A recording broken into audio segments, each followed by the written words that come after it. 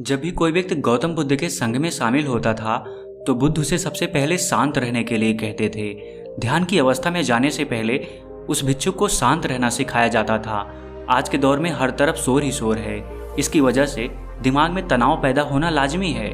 ऐसे में अगर आप हर रोज कुछ देर मौन रहने का अभ्यास करते हैं तो इससे आपके तनाव पैदा होने वाले हार्मोन के लेवल में कमी आती है। इससे आपका दिमाग शांत होता है, गुस्सा नियंत्रित रहता है और तनाव बढ़ाने वाले हार्मोन्स का लेवल घटता है। आज की इस वीडियो में हम जानेंगे कि किन मौक़ों पर हमें शांत रहना है और किन मौक़ों पर हमें बोलना है और शांत रहने से हमारे अंदर क्या बदलाव आ सकता है। दोस्तों, संध्या काल का समय था। गुरु अपने सभी शिष्यों को बुलाते हैं और कहते हैं, कल सुबह सब लोग नदी में स्नान करने के बाद तुरंत हमारी कुटिया के सामने उपस्थित हो जाना। सभी शिष्य हैरान रह जाते हैं कि हम लोगों ने कुछ गलती की है क्या। लेकिन कुछ शिष्य यह कहते हैं कि हो सकता है कि गुरुजी कल सुबह कुछ अच्छी बात बताने वाले हैं। सब लोग रात को सही समय पर सो जाते हैं और सुबह उठकर सभी लोग नदी में स्नान करने के बाद वापस गुरुजी के सामने उपस्थित हो जाते हैं। गुरु कहते हैं, आज हम तुम सबको चुप रहने के फायदे के बारे में बताऊंगा। गुरु कहते हैं, 10 मौके जहां पर चुप रहने से होता है लाभ और बोलने से नुकसान। गुरु कहते हैं, अगर आप इन 10 मौकों पर शांत हो गए यानी मौन हो गए तो आप जो चाहेंगे वही मिल जाएगा। आपकी ज़िंदगी में चमत्कारिक बदलाव शुरू हो जाएंगे। ज़रूरत से ज़्यादा बोलना या चुप रहना दोनों ही अच्छी बात नहीं है। जैसे ज़रूरत से ज़्यादा बारिश हो जाना या फिर धूप, दोनों ही दिक्कत देती है, उसी तरह अनावश्यक बोलने से भी काफ़ी नुकसान होता है। गुरु कहते हैं कि पहला ऐसा मौका जहाँ पर व्यक्ति को चुप रहना चाहिए, बिना तथ्य के ना बोलें। गुरु ने कहा, अगर आपके पास कोई तथ्य नहीं है तो वहाँ चुप रहने में ही भलाई है। चुप बैठने से दिमाग में नई कोशिकाओं का निर्माण होता है और इससे ज्ञान की वृद्धि होती है। बोलने में भलाई वही है जहां आपको किसी चीज़ के बारे में पूरा ज्ञान हो। अगर आप बिना तथ्य के कहीं बोलते हैं या फिर बेवजह बोलते हैं तो आपका वहां मजाक भी बन सकता है। अगर आपके पास पर्याप्त जानकारी नहीं है, ऐसी जगह पर बोलने से आपका मजाक तो बनेगा ही, साथ ही साथ लोगों का भरोसा भी आपसे उठने लगेगा। इसलिए ऐसी जगह पर शांति ही रहो जहां तुम्हें पता ना हो कि हमें क्या बोलना है क्या नहीं। कई बार कुछ लोग ऐसे होते हैं जो हर जगह अपनी उपस्थिति बताने लगते हैं। उन्हें पता नहीं होता है कि हमें क्या बोलना है, लेकिन फिर भी बोलते जाते हैं और फिर बाद में दूसरे लोग उनके जाने के बाद उनका मजाक भी उड़ाते हैं। तो जब तक आपको उस तथ्य के बारे में अच्छा ज्ञान नहीं है, उसके बारे में पता नहीं है, तो वहाँ चुप रहना ही ज़्यादा समझदारी है। गुरु ने कहा, दूसरा ऐसा मौका जहाँ पर व्यक्ति को चुप रहना चाहिए, शब्दों से ना पहुँचे ठेस। अगर आपके शब्द किसी को मानसिक ठेस पहुँचा रहे हैं तो वहाँ चुप हो जाना चाहिए। कमज़ोर व्यक्ति के बारे में कुछ भी बोलकर आप महान नहीं बन सकते हैं। महान आप किसी कमज़ोर का साथ देने में बनेंगे। कई बार होता है कुछ लोग अपने से छोटे व्यक्ति को भला बुरा कहते रहते हैं। सामने वाला इंसान तो कद से आपसे छोटा है, वह आपको कुछ नहीं बोलेगा, लेकिन आप उसकी नज़रों में गिरते चले जाएंगे। हो सकता है कि कल वह भी आपसे पद में बड़ा हो जाए। पद में आपसे जब वह बड़ा हो जाएगा तो आज जो रवैया आपका उसके साथ है, आने वाले समय में वह भी आपके साथ वही करेगा। आप किसी को नीचा दिखाकर बड़ा नहीं बन सकते हैं। बड़ा बनना है तो अपने से छोटे लोगों का इज्जत भी करना सीखें और साथ ही साथ बड़े लोगों का भी सम्मान करना चाहिए। लोगों को लगता है कि अगर वह अकड़ कर बोलेंगे और सामने वालों को नीचा गिराने की कोशिश करेंगे तो वह बड़े बन जाएंगे, तो यह उन सब की भूल है। बड़े होने की बजाय आप उनकी नज़रों में गिरते चले जाएंगे। गुरु ने आगे कहा, इसलिए शिष्यों, तुम सब जब भी बोलना आदर भाव से बोलना, ताकि तुम्हारी बात लोगों को अच्छी लगे। बोलने में भाई बहन, माता पिता, मित्र इत्यादि संबोधन शब्दों का इस्तेमाल जरूर करना। इससे तुम्हारी मान प्रतिष्ठा तो बढ़ेगी ही, साथ ही साथ लोगों की नज़रों में तुम समझदार व्यक्ति बनते जाओगे। गुरु ने आगे कहा, तीसरा मौका जहाँ पर व्यक्ति को चुप रहने में ही भलाई है, क्रोध या घृणा करने वाले लोग। जब कोई अपना या सगा संबंधी आप पर क्रोध कर रहा हो, आपका अपमान कर रहा हो, तो आपको उस वक्त चुप रहना चाहिए ताकि सामने वाले का गुब्बारा पूरी तरह से फट जाए। आप यदि सही हैं तो उससे कतई माफ़ी ना मांगें और चुप रहकर ही सही समय का इंतजार करें। वह खुद ही आपसे माफ़ी मांग लेगा जब उसे अपनी गलती का एहसास हो जाएगा। गुरु आगे कहते हैं कि अगर आपका कोई सगा संबंधी आप पर क्रोध कर रहा हो और आप उस समय शांत हैं तो यह आदर सम्मान देने की निशानी होती है। इससे ना कोई छोटा होता है और ना ही बड़ा।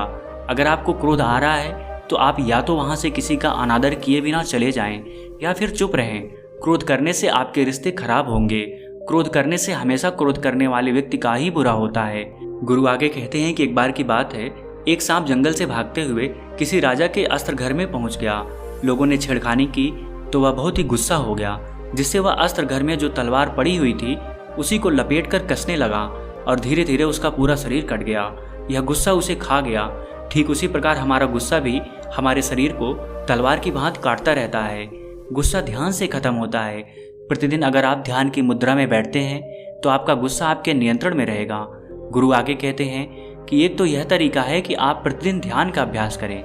इससे आपके शरीर में जो हार्मोन्स गुस्से को बढ़ावा देते हैं वह सब तुम्हारे नियंत्रण में रहेंगे, जिससे तुम्हारा शरीर गुस्से पर आसानी से काबू पा लेगा।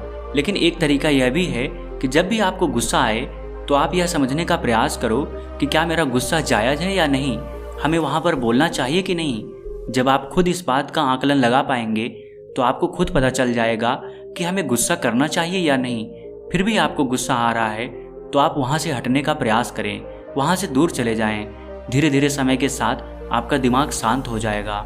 गुरु ने कहा, चौथा ऐसा मौका जहाँ पर इंसान को बहुत ही समझदारी के साथ काम लेना चाहिए, वहाँ पर आपको चुप रहना ही चाहिए, जहाँ पर उस मुद्दे से आपका कोई संबंध ना हो। अगर आपका किसी मुद्दे से कोई संबंध ना हो तो वहाँ आपका चुप रहना बनता है। बिना किसी वजह अगर आप दूसरे के मुद्दे पर बोलेंगे तो यह आपके लिए अनिष्टकारी होगा। इसमें केवल और केवल आपका ही नुकसान है। जल्दी आप किसी दो लोगों के बीच हो रहे विवाद में जल्दी अपनी टांग ना अड़ाएं। अगर सामने वाला आपको बुला रहा है अपना झगड़ा शांत करवाने के लिए तो ही आप वहां पर जाएं। किसी की व्यक्तिगत जिंदगी में दखलंदाजी नहीं देनी चाहिए जब तक कि वह व्यक्ति आपको नहीं बुलाता है अपने झगड़े को शांत करवाने के लिए। कुछ लोग फालतू में दूसरे के विवाद में कूद पड़ते हैं। इससे उनकी मान सम्मान मर्यादा पर लोग उंगली उठाने लगते हैं। गुरु कहते हैं कि 10 मौकों में 5वां ऐसा मौका जहां पर व्यक्ति को बहुत ही समझदारी के साथ चुप रहना चाहिए। आपके शब्दों से किसी मित्र को हानि ना पहुंचे। अगर आपके शब्द सामने वाले के परिवार या मित्रों की प्रतिष्ठा के बारे में बुरी झलक दिखा रहे हैं तो वहां आपको चुप रहना चाहिए। किसी के परिवार या फिर मित्र के बारे में बुरा बोलने से केवल आप ही बुरे बनेंगे। जो चीज़ आसानी से खत्म की जा सकती है उसे अपने शब्दों से बड़ा ना करें। बिना चिल्लाए बात करने का प्रयास करते रहना चाहिए। अगर आप बिना चिल्लाए कोई बात नहीं कर सकते तो वहाँ आपका चुप रहने में ही भलाई है। किसी पर चिल्लाने से आपके व्यवहार के बारे में पता चलता है। ज़्यादा बोलने से चीज़ें हमेशा खराब ही होती हैं। कई बार कुछ रिश्ते ज़्यादा तेज बोलने की वजह से टूट जाते हैं। इसलिए अपनी आवाज़ में मीठापन लाएं। आपके शब्दों से आपके दोस्त को हानि नहीं पहुंचनी चाहिए। कभी कभी दोस्तों के साथ जब हम मजाक करते हैं तो ध्यान रहे कि आपके शब्दों से किसी का अनादर ना हो। मजाक को भी हमेशा शब्दों के मायने में ही रखें। जहाँ किसी को शब्दों से चोट लगे वहाँ चुप हो जाएं। ज़्यादा बोलने से हमेशा नुकसान ही होता है। किसी और की प्रतिष्ठा को अपने शब्दों के माध्यम से उसे हानि नहीं पहुंचानी चाहिए। यदि आपके शब्दों से किसी और की प्रतिष्ठा को ठेस पहुंच रही है तो वहां आपको चुप हो जाना चाहिए। जब कोई व्यक्ति आपके सामने नहीं है तो आप उस व्यक्ति के बारे में बुरे शब्द किसी तीसरे व्यक्ति के सामने ना बोलें। गुरु कहते हैं कि छठा मौका जहाँ पर व्यक्ति को चुप रहना चाहिए, जब कोई कर रहा हो किसी की बुराई। जब कोई आदमी आपके सामने किसी तीसरे आदमी की बुराई कर रहा हो तब तुम्हें चुप रहकर बस सुनना चाहिए, अपनी राय व्यक्त नहीं करना चाहिए। क्योंकि जो आज आपके सामने किसी तीसरे की बुराई कर रहा है वह कल किसी और के सामने आपकी बुराई भी कर सकता है। यदि आपने कुछ कहा है तो नीति शास्त्र के अनुसार जो अपने मुंह को बंद रखता है और बुद्धि से काम करता है वही इंसान समझदार होता है। बिना जरूरत के बोलना, किसी के बारे में किसी के बीच में बोलना, यह गलत बात है। कभी कभी हमारे लिए बुद्धिमानी इसी में होती है कि हमें अपना मुंह ऐसी जगह पर नहीं खोलना चाहिए। गुरु आगे कहते हैं कि 10 मौकों में 7वां ऐसा मौका जहां पर व्यक्ति को चुप रहना चाहिए, जब कोई नहीं समझे आपकी भावना।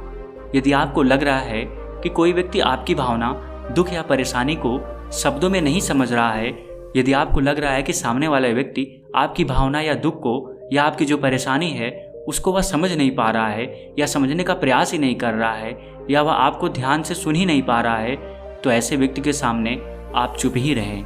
क्योंकि ऐसे लोगों को आपकी भावना या दुख से कोई मतलब नहीं होता है।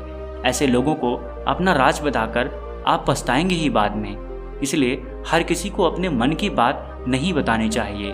अगर आपको लग रहा है कि सामने वाला आपकी बात को नहीं समझ पा रहा है, आपकी भावनाओं को नहीं समझ पा रहा है, तो वहाँ पर आपको नहीं बोलना चाहिए, क्योंकि बाद में आपका मजाक ही बन जाएगा।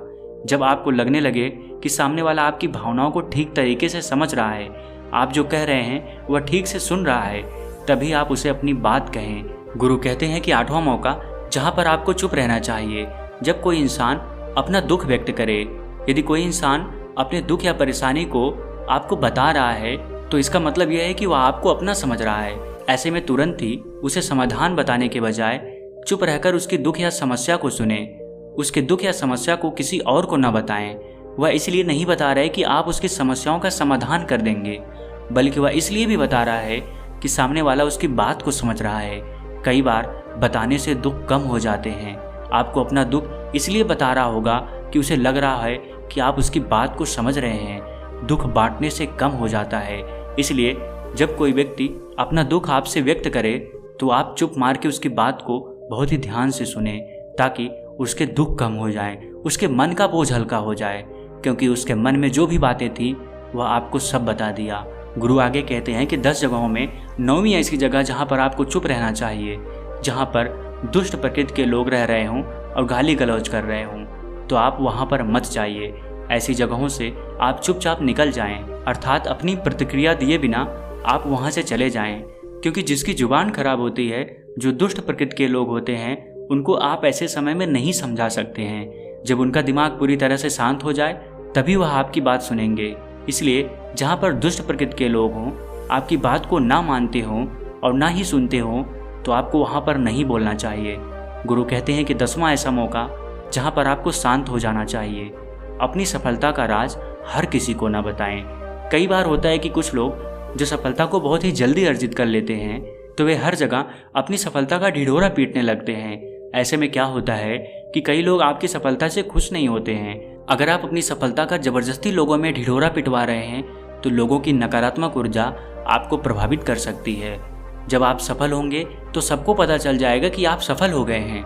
ढिढोरा पीटने से नुकसान आपका ही होगा। इतना कहकर गुरु ने कहा, शिष्यों, आज के लिए बस इतना ही। अगर तुम सब मेरी इन 10 बातों को अपने जीवन में अपना लेते हो तो तुम सब काफ़ी हद तक परेशानियों से बचे रहोगे। यहाँ से जाने के बाद मेरी यह बातें आपके जीवन में किसी वरदान से कम साबित नहीं होंगी। दोस्तों, मुझे उम्मीद है इस वीडियो से आपको बहुत कुछ सीखने को मिला होगा। अगर आप नए हो तो हमसे जुड़ने के लिए इस चैनल को सब्सक्राइब करना मत भूलिएगा। मिलते हैं अगली वीडियो में कुछ नए विचारों के साथ।